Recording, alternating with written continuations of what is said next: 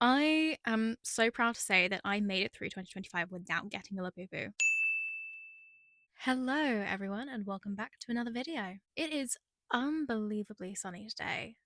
If you see me squinting over the course of this video, that is why. It's because the sun is literally in my eyes. The window in my room is positioned just so that during the winter months, the sun is always there. Like, if the sun is out, if it's up, if it's daytime, it will be shining through my window and into my eyes. So I just kind of have to suffer for like a solid 6 months out the year. It's great.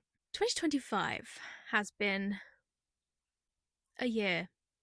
It really has been a year. Somehow, the events of this time last year feel like they've happened both 5 years ago and also 2 weeks ago. Like, the year has passed both painfully slowly and incredibly quickly at the same time. I thought it would be quite fun to, well, not fun, bit depressing, but entertaining, I guess, to go through some of the biggest moments in the news and in pop culture in 2025. Just kind of look back at the year and how terrible it was, and include some book recommendations because, I mean, it's this channel, so obviously there are going to be books involved. So I picked out a few kind of big moments in the news or in pop culture. I've tried to do like one per month, but some months have been more full than others. So yeah, I've kind of done mostly one per month. Um, and I've paired each of these events with a book recommendation or a couple of books um, that kind of match the vibe, I guess. Some of these pairings probably won't make sense to most people, but like they make sense in my head. They make sense to me, and that's all that matters. So, without further ado, should we get started? 2025 got off to a terrible start with the big orange back in power in the US, signing hundreds of executive orders, essentially trying to undo everything that Biden had done in the previous 4 years to try and undo everything that Trump had done in his last presidency. We had whatever was going on with Elon Musk that one time, and Elon Musk and Donald Trump's inevitable divorce. But apparently they're back together now, so I don't know what all of that was about. Just a load of Twitter drama, or X drama, sorry. For January, I have kind of lumped together everything that happened in US politics. There was a lot of stuff that happened in US politics in January specifically, but that kind of went on for the rest of the year.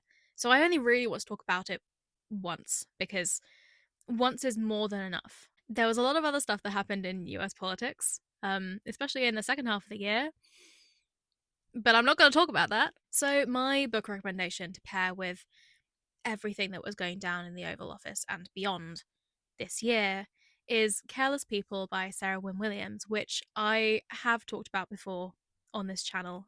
It was one of my 25 books that were my favorites in 2025. So I'm going to keep it relatively brief. This is a memoir written by someone who worked at Facebook for about 7 years on international policy. She was kind of in pretty uncharted territory, really, when Facebook was just kind of starting out as this major tech company. So like she met with loads of world leaders, got really up close and personal with head honchos at Facebook. So she knew all the tea. She knew what was going down. She witnessed a lot of terrible behavior from people who had a lot of power. It's a really good cautionary tale, I guess, that really gives an expose into how much people can get away with if they have enough money and enough power and know the right people. It's actually quite scary how many things seem so unrealistic in the book. And yes, they probably are relatively unrealistic. I think a lot of stuff was kind of embellished and you probably shouldn't take it as gospel, but it feels like it kind of reads like a satire, like a sitcom that is set in a Silicon Valley tech business. it is actually quite scary how things that happen in the book actually happened in real life. Moving on, I actually had a couple of picks for February, and I couldn't decide between the two of them. So I'll talk about both of them. Firstly, we had the viral video of the anglerfish, um, who like the this particular species of anglerfish like live down in the abyss of the ocean, so deep that like it has never been seen like on the surface before. But this one particular anglerfish is absolutely tiny. Like seeing the picture to scale next to like the actual photographer, it is so small it could literally fit in the palm of your hand. This particular one anglerfish swam up to the surface for its final moments. And there was a lot of speculation about like why an anglerfish would behave that way. But people on the internet turned it into something incredibly poetic, saying, it wanted to spend its final moments seeing the sun, seeing the surface for the first time. There were people on the internet crying about this anglerfish. And the book that I want to recommend to those people, if you are the kind of person who likes to anthropomorphize animals and apply kind of human thought processes and behaviors to them, then you will love this book. I want to recommend Pod by Layleen Paul, which is a fantastic book set in the Indian Ocean with a massive cast of aquatic animals. You have a load of species of fish, you have dolphins, you have like other marine animals, I guess. And they all are kind of having to contend with the human impact on the ocean, overfishing, pollution, climate change. Um, like their way of life is having to change to adapt, try and survive what we as humans have done to the oceans. And all of these animals, we follow multiple perspectives throughout the book. They're characterized so well that they seem so human despite not being so. It's a really heartbreaking book, but I think if you are a fan of the anglerfish, then you will enjoy it. You will appreciate it. And then something completely different. The other kind of meme pop culture moment I want to talk about from February was the dating show Crash Out that happened on I want to say Spanish dating reality show called Temptation Island. There was this one episode where one of the contestants was forced to watch his girlfriend like being filmed secretly cheating on him, and it sparked the most insane epic crash out on the beach at night of all time. Like imagine like a better place to break down sobbing than like just on a beach in the middle of nowhere, some kind of tropical island. Like if I had to choose a place to get cucked, then like that's as good a place as any, I guess. I can't say that on YouTube, can I? Oh well. And if you are partial to a dating show crash out, then may I suggest Then Things Went Dark by B. Fitzgerald. This is B. Fitzgerald's debut adult thriller. It is dual timeline. Um, Half of it takes place on this island dating, not dating, reality show. It's called Iconic, and it's got like 6 contestants on this desert island, all competing to be named the most iconic person on the show.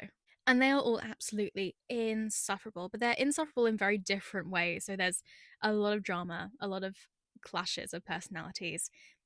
It's so much fun to read about these awful people.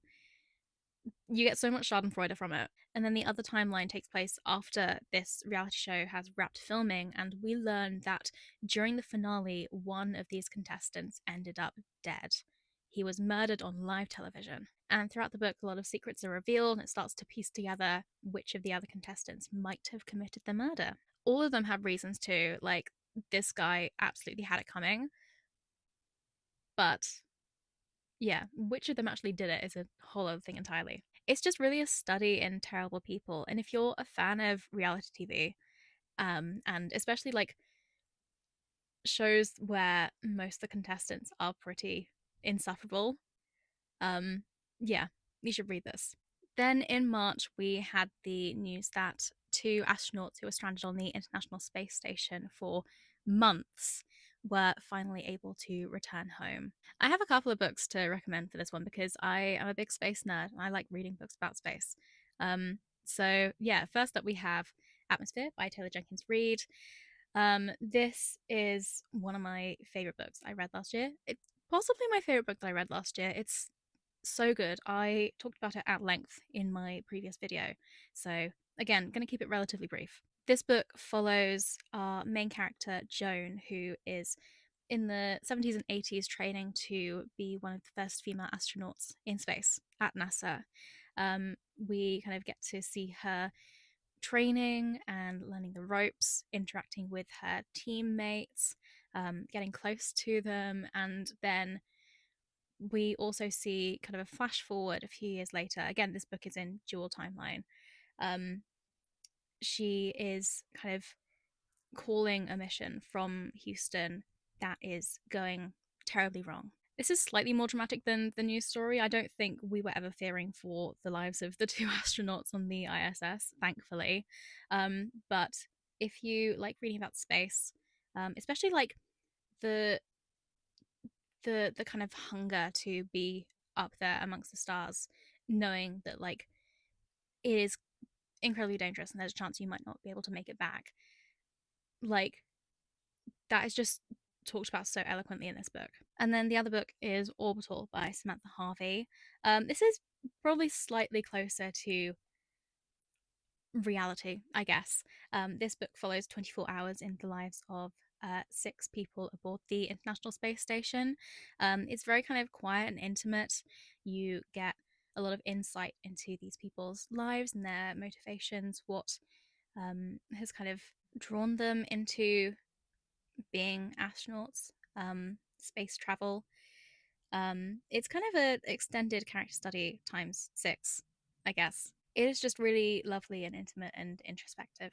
And yeah, it's great. Then in April, we had the Minecraft movie, or sorry, a Minecraft movie is the actual title, which implies that there will be more Minecraft movies to come, which is a slightly terrifying thought. Obviously, this film came with so many memes, and it was pretty insufferable at the time. The book I wanted to pair with this one is Cold Wire by Chloe Gong. This book kind of has a vaguely similar concept to the Minecraft movie, maybe. I don't know. I never actually saw the Minecraft movie because I just completely got put off from it. But the book is about this kind of future dystopian world in which most people live their lives virtually. They live in a virtual reality while their real bodies are kind of asleep in these pods in the real world, which is very much falling apart. Again, it's dual POV. Half of the book happens in this virtual reality, half of it happens in real life, and the story kind of mirrors each other. Like the two characters involved go to like similar places in their respective like realms, worlds. So like one character will travel to this particular separate city in virtual reality, and the another character in real life will travel to the same city but like will have to do it on foot rather than like teleporting virtually. And the book actually is really great. It's a story about like technology and capitalism, and again how people with the technology and the power and the money and the right connections can get away with a lot of stuff, a lot of shady business behind the scenes. There are so many secrets and plot twists, and yeah, it's a really thrilling read. I got it as an arc and I read it like last summer, like a good few months before the book came out, which means I'm gonna have to wait such a long time for the sequel, and that's kind of sad. Then we have, where are we? May, I want to say. We have dominating May. The news story was obviously the conclave. This is a massive thing that happens in the Vatican whenever a pope dies. A whole load of cardinals are locked away to secretly cast votes for the new pope. It sounds like I would just love to be a fly on the wall in the conclave. It sounds so interesting. These extremely religious men all kind of gathered together, just spilling tea about all of these different candidates and who should or should not be the representative of the Catholic Church. It like it sounds so interesting. I'm like not religious at all, but I would just love to be part of that entire process just to like get all of the tea, all of the drama. There were so many memes made of it. It was a massive thing in pop culture. There was a seagull that really stole the show. And like the obvious choice for this new story is going to be Conclave by Robert Harris, which was the book that was turned into the film um, in 2024, starring Ray Fiennes. But I have not read that book, nor do I have any desire to, so that feels like a bit of a cop out. So I actually chose Oranges Are Not the Only Fruit by Jeanette Winterson, which is kind of my go-to recommendation if someone wants a book about religion, specifically religious trauma growing up. This is a semi-autobiographical book about the author's upbringing in the North, um, in this very kind of tight knit, everyone knows everyone, very strict religious community. She's raised by her mother, who is very, very religious, and that brings a lot of pressure on her, especially as she grows up, realizes that she's a lesbian. As a result of that, she faces a lot of pressure and a lot of stigma. She realizes that this community that has always promised love for her actually don't love her as much as she thought that they did. It's so beautifully written. It has this kind of childish naivety, this kind of spirit of a young teenage girl is captured so well in this book. July was really the month of the Labubu. It was everywhere. It still is everywhere, really. These ugly little trinkets that you just know will end up in landfill within a couple of years. Everyone is just absolutely obsessed with them for some reason. I am so proud to say that I made it through 2025 without getting a Labubu. And I'm going to plan on making it through 2026 and beyond without ever having received or gotten myself a Labubu. I low-key struggled to find a book recommendation that really captured the essence of consumerism like the Labubu does. So this is slightly different vibes, but I wanted to recommend The Dream Hotel by Layla Lalami, which is also kind of a cautionary tale about how consumerism can do a lot more harm than good. This is specifically about consumerism of tech rather than just like little plastic trinkets that are collectible and they're blind boxes, so you need to like buy so many in order to collect all of them. In this book, this kind of obsession with getting the latest technology has resulted in most of the population of America being implanted with chips that track their sleep, including, in the fine print, tracking their dreams. And as a result, the government and the judicial system can essentially like track people that they think might be dangerous by the content of their dreams. And our main character in this book is taken in by the authorities, arrested, and put in a dream hotel, like a facility that like holds women against their will because she has been dreaming about killing her husband, and the government see that as enough reason to imprison her. So it's more a cautionary tale about how the judicial system can be extremely unfair and target specific demographics of people and have a lot of bias, but it also does link to that idea of consumerism doing a lot of harm, not just for the environment, but also for people in general. So that is why I wanted to recommend it specifically. Hello, me again. I am literally editing this video right now, so excuse the pajamas, but I had a brainwave. You know what has the same vibes as the Labubu? It's books that have multiple special editions. Like, take the Ministry of Time, for example. The paperback came out and it had 4 different colorways. Like, one of them is like pink and yellow, there's another one that's like orange and blue, one of them is orange and pink or whatever. There are 4 different editions that you can get, and they're the exact same book, so there's no need to get all four, but like there is this kind of pressure on the consumer to collect all of them. Same with books like Direbound as well. There were, I think, three different like first editions of the hardback when it came out, and the only difference was that the color on the cover, not the dust jacket, but the cover inside the dust jacket, those were different. So there were three different colors, and if you were to pre-order the book, they were randomly assigned. You had no idea what color cover you were going to get. So it's like a blind box again. So yeah, those kinds of books are very much reminiscent of the concept of the Labubu. The whole like there's like not necessarily you don't have to get all of them, but there is a pressure to collect all of the editions if you are a collector. And the kind of the not knowing what edition you're going to get, so you might want to get multiple. You might want to pre-order multiple copies in order to make sure that you have all of them.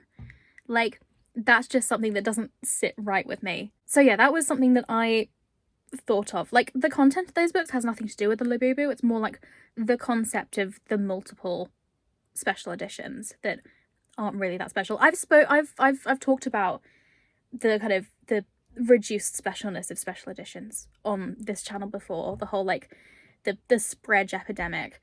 Yeah.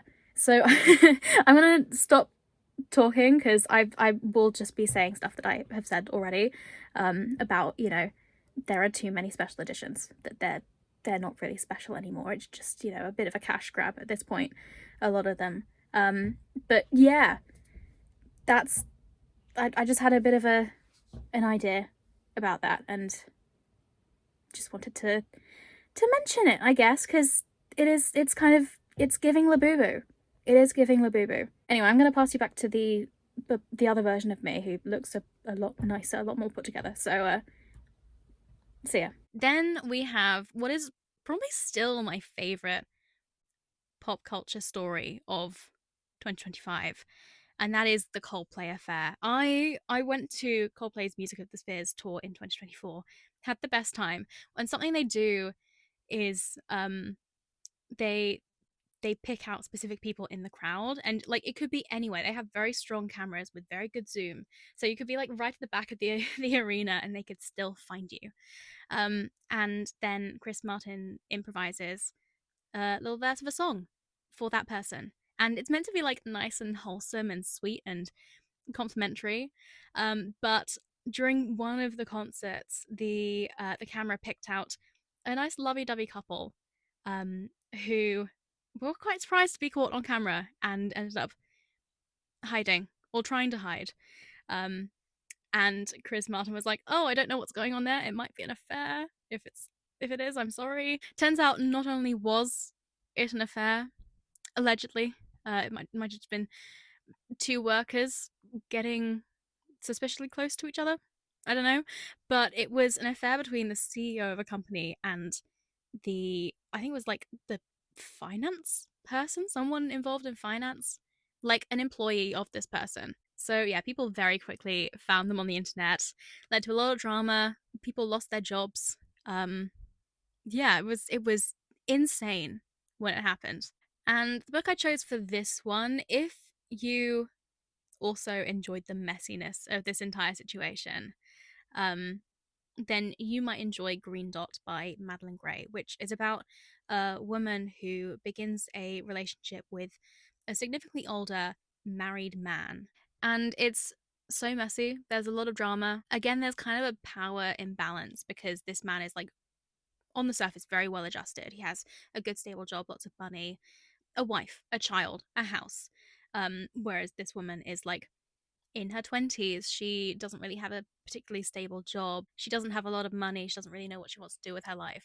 So there's a bit of a power imbalance there. Again, it's kind of a study in morally grey people doing questionable things. And yeah, if you enjoyed the drama of the Coldplay affair, then you will probably enjoy that. Then we have, was this August? I want to say. Um, we have the news story that really dominated the end of summer was, of course, the engagement between Taylor Swift and Travis Kelce.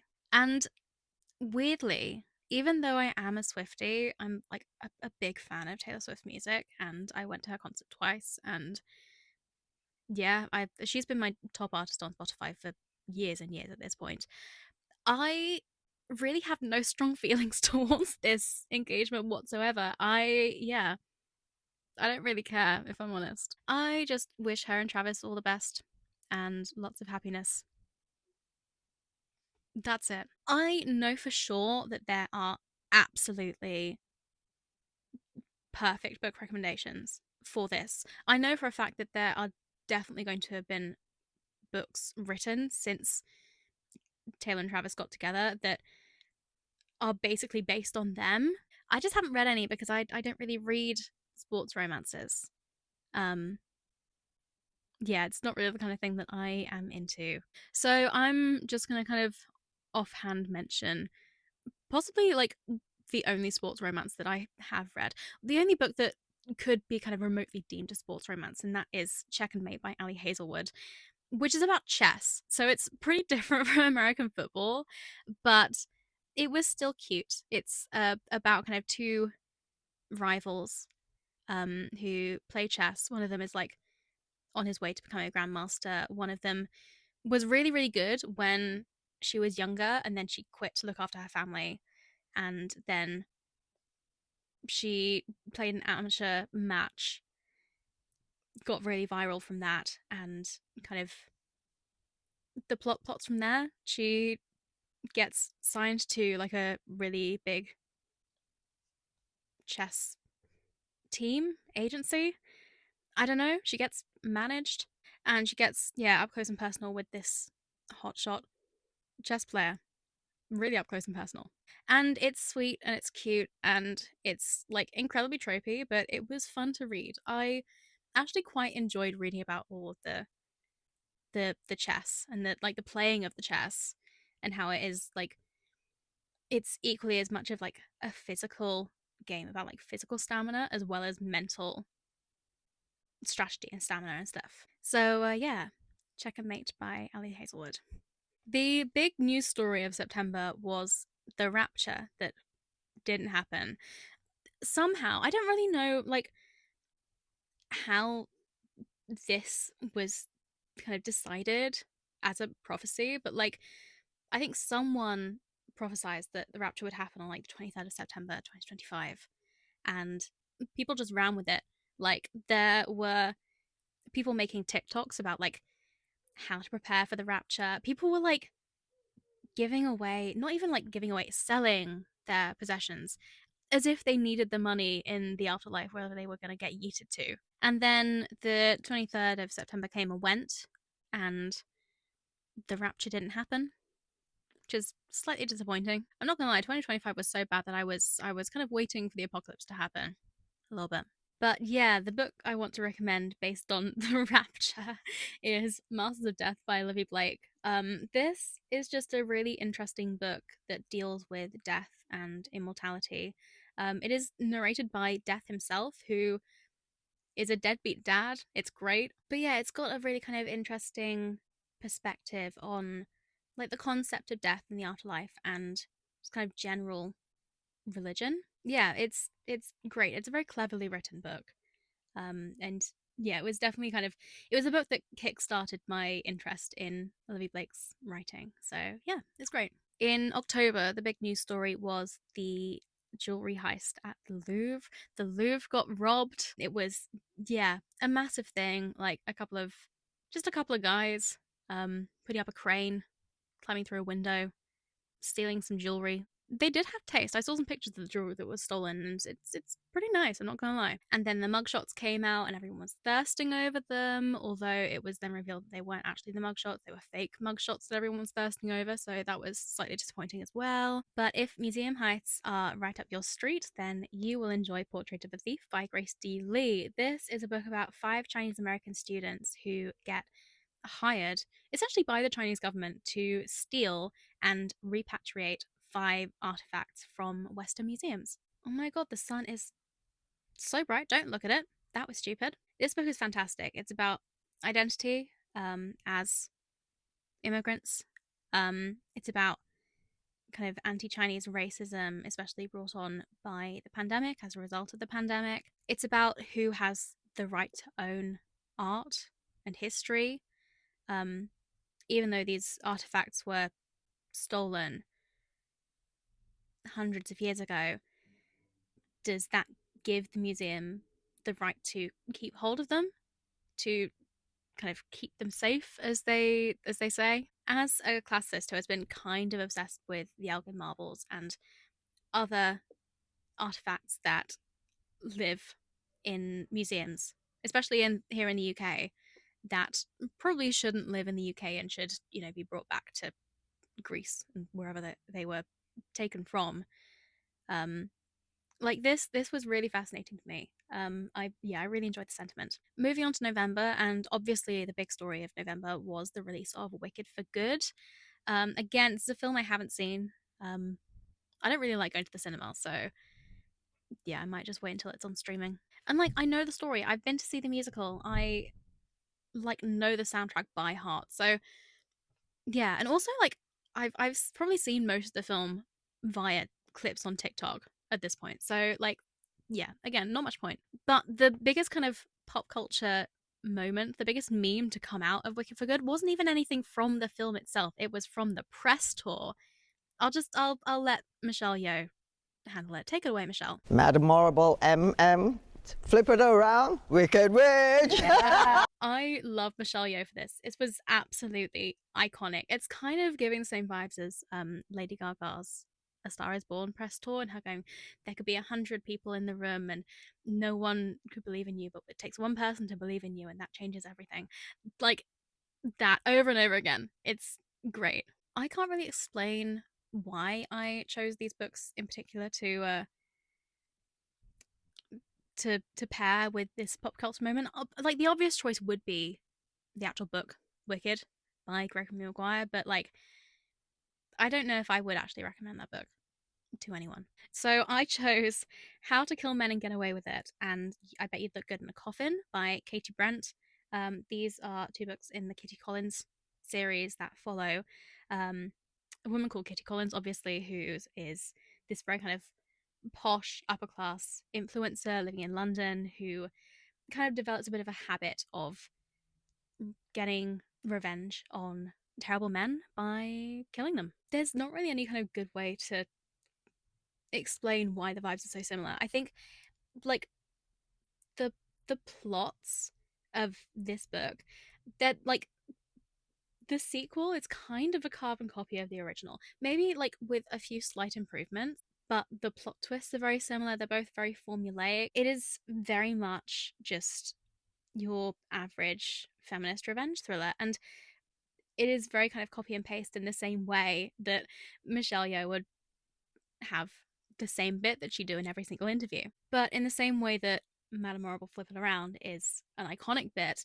these books are also iconic. They both do the job incredibly well. They are very good examples of the feminist revenge thriller. So yeah, it is a bit of a rogue recommendation because the actual content of these books have nothing to do with the Wicked movie, but like the vibes are there. And then finally we come to December, and I'm not gonna lie, I was struggling to come up with an idea for December. It might have been that December was running low on iconic pop culture moments or just on news stories. Everything was a bit of the same. Um, or it might have just been that I was holed up in a theatre for most of the month. I was very much in a bubble. I was performing in a show over Christmas. So, like, you just kind of live at the theatre for the duration of that entire process. So, yeah, I probably just wasn't on the internet as much. So, I didn't get as much kind of content stuck in my head. So instead of turning to the internet for this final news story, I decided to go local because the theatre that I was doing the show at was in Tunbridge Wells, and Tunbridge Wells faced a little bit of a little bit of an issue in December with its water. I think things started like on the 2nd of December when there was a massive water outage. Apparently, there were like weird chemicals put in the water supply at the plant, which meant the water wasn't drinkable. So almost all of my castmates woke up without water. There was no water at the theatre. We couldn't rehearse at the theatre. We had to rehearse somewhere else. It was pretty much all everyone was talking about. I don't live in Tunbridge Wells, so I fortunately was not affected, luckily. But because I was spending all day every day at Tunbridge Wells, I was still there. I was still in the trenches. But yeah, it took a good couple of weeks for things to get resolved. The water came back for a couple of days and then it went again because the chemicals came back. I don't know. There was a boil notice where like people had to like boil their water before it became drinkable. Um, and that lasted for about a week. I think actually the water went back to normal on the day that we opened our show. So that was very lucky. We could, drink water as normal again for that. But it was an absolute mess. I believe the CEO of Southeast Water is still kind of MIA. Um, I don't know if he is going to face any repercussions from it. But yeah, that was kind of the only thing that anyone could ever talk about for the first couple of weeks in Tunbridge Wells. So yeah, that is what I have decided is December's big news story. It's not a big news story for everyone, but it was a big news story for us. And the book that I want to pair with this one is ironically Private Rights by Julia Armfield. And I say ironically because the world in this book kind of has the opposite problem to what we faced in that there is too much water in this book. There is like rain all the time, constantly. Everything's flooding, the sea levels are rising, things are like getting underwater. But despite all of this, despite it kind of looking like the world is coming to a very gradual but inevitable end, life kind of carries on as normal as it can be. You do just get the sense that like all of these characters in this book are just trying to live a regular life. Like they do their jobs and they have therapy sessions and they go clubbing. They just try to cope with the situation as best they can by almost acting like it's not happening at all. And I just think that's a very British way to deal with a crisis. And it was very similar to what was going on with us, um, trying to kind of carry on as normal as we possibly could so that like we could rehearse as much as possible and put the show on as as normal to like as high a standard as we could with kind of slightly less rehearsal time. So yeah, this is a beautifully written book. The world building is pretty cool. The plot actually follows three sisters um, who are kind of estranged from each other. They don't really like each other. They get into a lot of disagreements. But their father dies, and he was an architect who left behind like this kind of floating house. Um, there's a an apocalyptic cult as well that is following them. Yeah, it's kind of a bit of a weird plot. It's kind of no plot, just vibes, really. Um, but yeah, it's a book about grief and yeah, the end of the world. And that brings us to the end of the year and the end of the book recommendations. Um, yeah, I apologize if some of these recommendations feel like nothing like the uh, the actual news stories I paired them with. I got this idea from this video from the Louvre heist, and I knew exactly what book I wanted to pair with that one. And then for some of the other stories, I was kind of grabbing at nothing. Um, just kind of choosing the closest thing as possible. But yeah, it all started with the Louvre heist, as most things do. Thank you so much for watching, especially if you got to the end of this video. I'm glad you're still with us. If you enjoyed it, please give it a thumbs up and consider subscribing to my channel for more content like this. You can also find me on Instagram, Storygraph, Blue Sky, and what's the other one? TikTok. That's probably the most important one that I should not forget. My username on all those platforms is @WithDevJones, which is the same that is on here. Thanks so much again for watching, and I will see you in the next video. Bye!